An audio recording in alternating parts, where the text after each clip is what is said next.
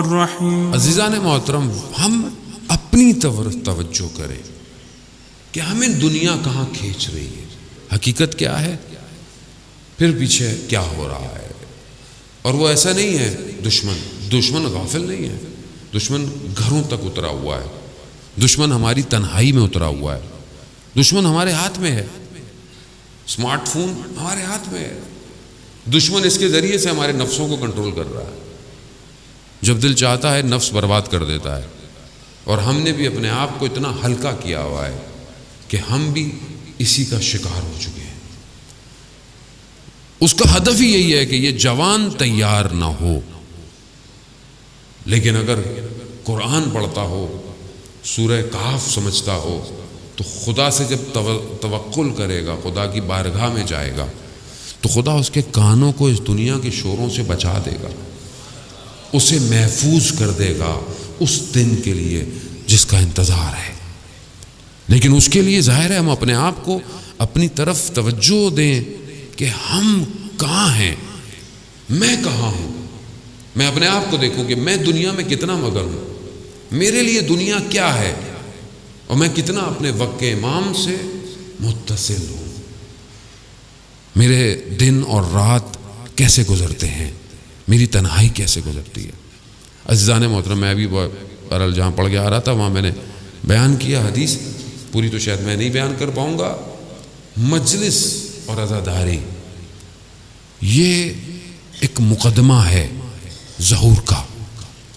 جب ہم آتے ہیں سننے تو امام رضا علیہ السلام، اللہم صلی علی محمد امام نے فرمایا، امام شبیب سے جب کہتے ہیں ابن شبیب کہ پہلی چیز گریہ ہے، رونا ہے سید الشہداء پہ، یہ انسان کو پاک کرتا ہے، انسان کو اندر سے طاہر کرتا ہے، اور یہ طہارت آپ کو پھر آگے لے کے جائے گی، کیونکہ جن کے پاس ہم نے جانا ہے خدا نے نجاست کو ان سے دور کیا ہوا ہے۔ نجاست نہیں جا سکتی، تو پہلے طاہر ہونا ہے، پاک ہونا ہے۔ کیسے پاک ہوں؟ کہا کہ جو بکا کرتا ہے سید الشہداء پہ، خدا اس کے گناہ کبیرہ اور صغیرہ کو معاف کر دیتا ہے، معاف کر دیتا ہے۔ حدیث ہے، امام فرما رہے ہیں اور امام دعوت دے رہے ہیں، آؤ پاک ہو، پاک ہونا ہے، آؤ۔ آیت اللہ شمس الدین بیان کرتے ہیں، بہت بڑے عالم دین تھے، آیت اللہ تھے۔ انہوں نے ایک دن اپنے شاگرد سے کہا، جو ان کا خاص شاگرد تھا، کہا کچھ طالب علموں کو، 40 طالب علموں کو لے کر آؤ۔ لے آئے، ایک ایک کر کے کمرے میں بھیجا۔ جب طالب علم باہر نکلتا تھا تو گریہ کرتا ہوا باہر نکلتا تھا۔ جب سب ایسے ہوتے انہوں نے پوچھا ماجرا کیا ہے، اندر کیا ہے؟ کہا کہ جب ہم اندر جاتے ہیں تو اتنے بڑے آیت اللہ ہیں، اتنے بڑے عالم دین ہیں، ایک رومال ہاتھ میں ہے، اور کہتے ہیں امام حسین کا نام لیتے ہیں اور کہتے ہیں کہ امام حسین پر گریہ کرو، اور جب ہم گریہ ہوتے ہیں تو اس رومال سے آنسوؤں کو صاف کرتے ہیں اور کہتے ہیں کہ یہی میں اپنی قبر میں لے کے جانا چاہتا ہوں۔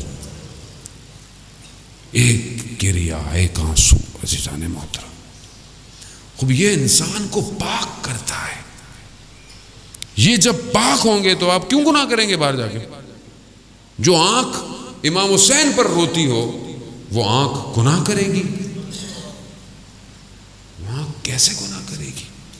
یہ تو وہ آنکھ ہے جو قیامت والے دن سب ساری آنکھیں گریہ کر رہی ہوں گی، تو یہ آنکھ خوش ہوگی، برمسرت ہوگی۔ تو ہم پہلی شرط بقا، جو ہمیں محنت نہیں کرنی پڑتی ہے، یعنی ہم کوئی محنت نہیں کرتے پورا سال۔ ہوتا ہے نا کہ انسان 40 دن کو عبادت کرے تو پھر کسی کمال پہ پہنچتا ہے، نہیں، ہم تو یہاں آتے ہیں، امام کا نام آتا ہے، ہماری آنکھ میں آنسو آ جاتا ہے۔ کیوں؟ امام نے کربلا میں کمال کیا ہے،